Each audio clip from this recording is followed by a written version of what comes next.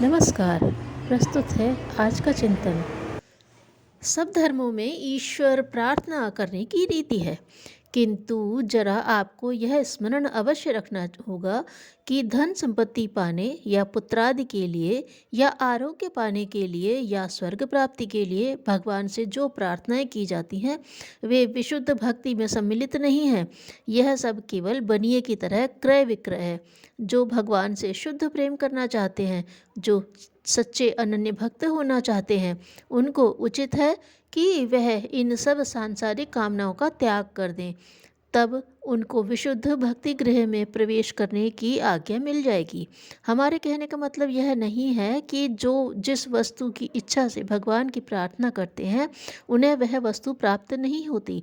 नहीं नहीं, प्रार्थना से वह जो चाहते हैं भगवान उन्हें देते हैं, किंतु यह हीन बुद्धि तथा निम्न श्रेणी के मनुष्य का धर्म है। उषित्वा जाह्नवी तीरे कूपम खनति दुर्मति, अर्थात वह मूर्ख है जो गंगा के तट पर रहकर जल के लिए कुआं तैयार कर रहा है। सचमुच वह अवश्य ही मूर्ख है जो हीरे की खान में आकर कांच का टुकड़ा खोजता रहता है।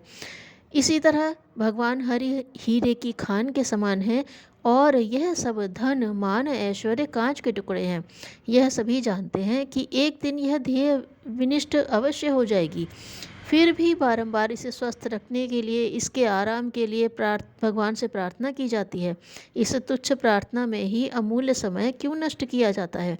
देखा गया है कि बहुत धनी मनुष्य भी अपने धन को कम समझकर उसका पूर्ण रूप से उपभोग नहीं कर पाते हैं। याद रखो, हम इस जगत की सारी चीज़ें नहीं पा सकते। यदि सब चीज़ें न मिलें तो क्या हर्ज है।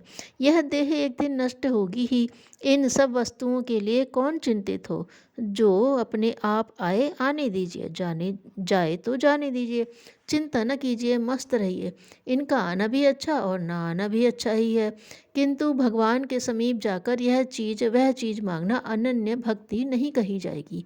ईश्वर को प्राप्त करना, उस राजेश्वर के सामीप्य लाभ की चेष्टा करना उन सबों की अपेक्षा बहुत अच्छा है। हम भिक्षुक के वेश में वहाँ नहीं पहुँच सकते। भिक्षुक की तरह सर्वांग में धूल लपेटकर यदि हम किसी सम्राट या बादशाह के समीप जाना चाहें तो क्या हम वहाँ पहुँच सकते हैं? कभी नहीं। दरबान हमको दरवाजे से ही मार भगाएगा। भगवान राजाओं के राजा, सम्राटों के सम्राट है। वहाँ भिक्षुक की तरह कामना रूपी चीथड़ा लपेट कर प्रवेश करने का किसी को अधिकार नहीं।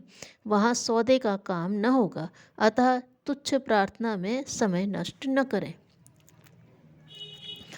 जिन बातों को आप अपनी संकीर्ण शक्तियों के बावजूद बदल नहीं सकते और जो आपके हाथ की बात नहीं, उनके विषय में चिंतित होने से क्या लाभ।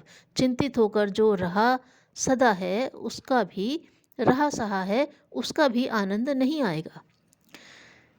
जो व्यक्ति जितना ही कठिनाइयों से भागता है वह उतना ही अपने आप को निकम्मा बनाता है, और जो उन्हें जितना आमंत्रित करता है वह अपने आप को उतना ही योग्य बनाता है।